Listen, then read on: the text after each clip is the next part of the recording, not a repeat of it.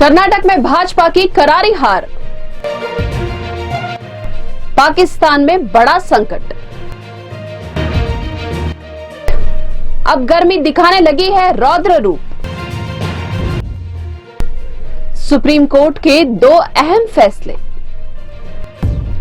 नमस्कार, मैं रूपाली बर्वे और आप देख रहे हैं वेब दुनिया की खास पेशकश WD नाउ, जिसमें बात करेंगे सप्ताह भर की सुर्खियों की एक अलग अंदाज में।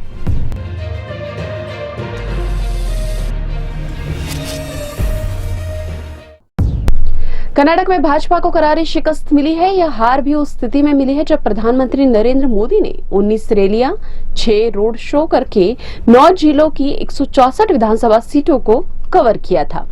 भाजपा का चाणक्य कहे जाने वाले अमित शाह भी पूरे समय कर्नाटक में लगे रहे, लेकिन इसके बावजूद वे दक्षिण के द्वार कर्नाटक को नहीं बचा सके।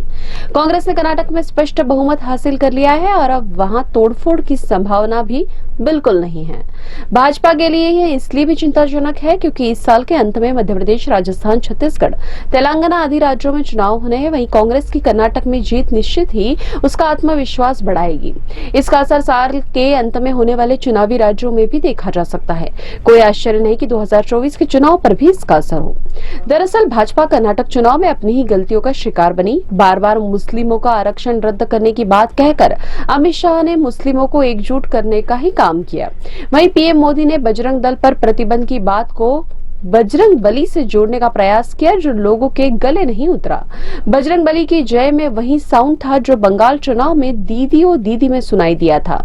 इसके अलावा महंगाई, बेरोजगारी तो बड़े मुद्दे हैं ही, चाहे डीजल पेट्रोल हो या रसोई गैस या फिर खाद्य सामग्री।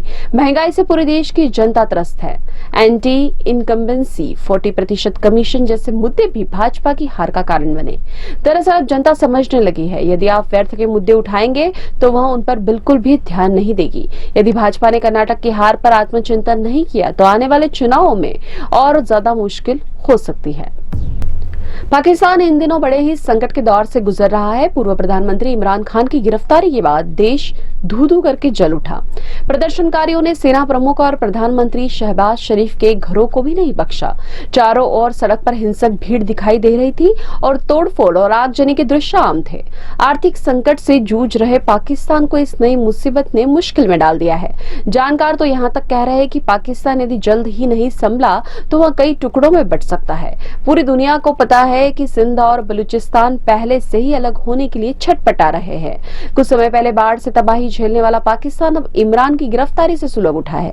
महंगाई से पहले ही लोग जार जार आंसू बहा रहे हैं। हालांकि इस्लामाबाद हाई कोर्ट की एक विशेष पीठ ने पाकिस्तान के पूर्व प्रधानमंत्री इमरान खान को बड़ी राहत देते हुए उनकी गिरफ्तारी पर रोक लगा दी है।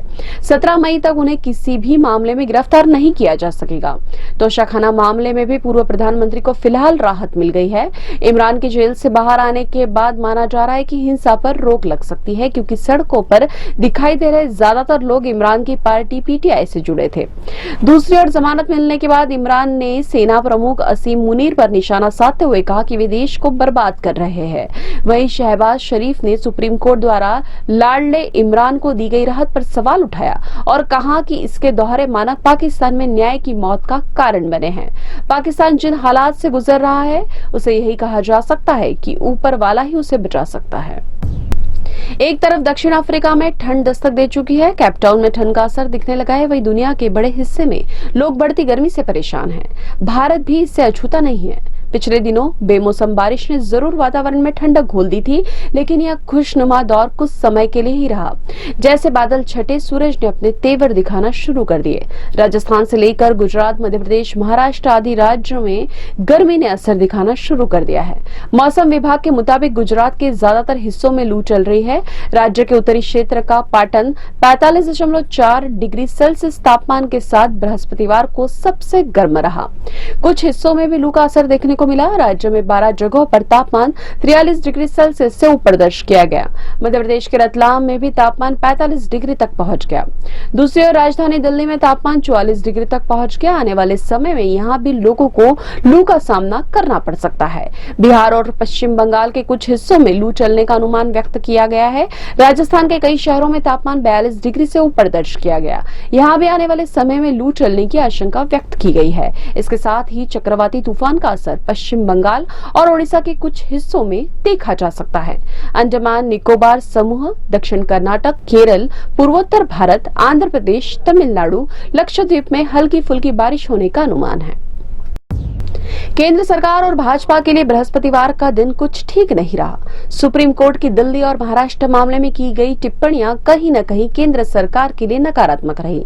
हालांकि भाजपा इस बात के लिए खुश हो सकती है, महाराष्ट्र में उसकी सरकार को कोई खतरा नहीं है, लेकिन जिस तरह राज्य में सरकार बनाई गई और सुप्रीम कोर्ट द्वारा उस मामले में की गई टिप्पणियां उसके लिए आने वाले समय में मुश्किल का सबब बन सकती है।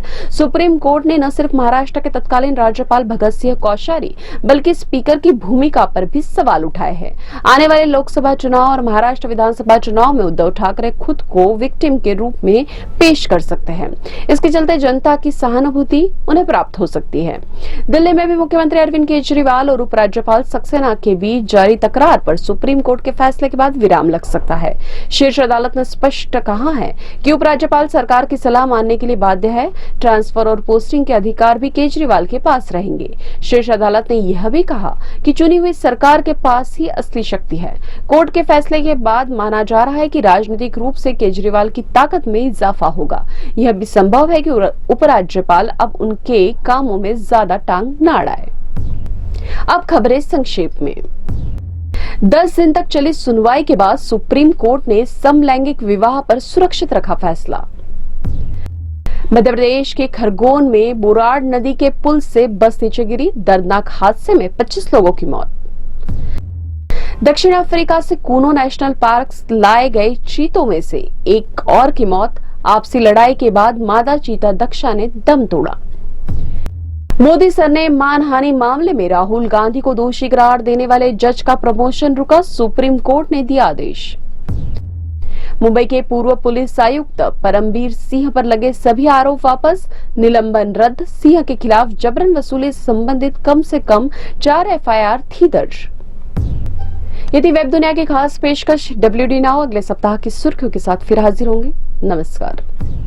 वेब दुनिया की सभी से अपील है कि भीड़ भाड़ से बचें, मास्क पहने व सैनिटाइजर का इस्तेमाल करें, साथ ही सोशल डिस्टेंसिंग का पूरा पालन करें।